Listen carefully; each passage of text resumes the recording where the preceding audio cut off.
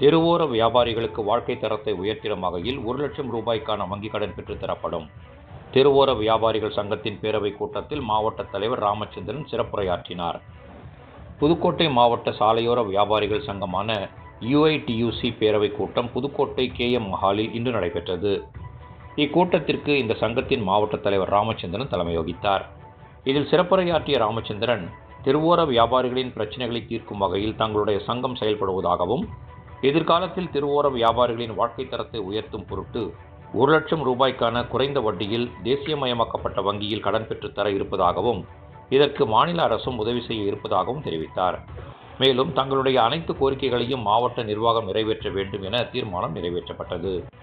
இன்று நடைபெற்ற பேரவைக் கூட்டத்தில் மாவட்ட பொருளாளர் சுருளிமணி, மாவட்ட செயலாளர் சக்திவேல், கலையரசன், நாகூர் கனி செல்வராஜ், அம்பிகாபதி, ரமேஷ், ஆறுமுகம், அமினாம்பாள் உள்ளிட்ட பலர் கலந்து கொண்டனர்.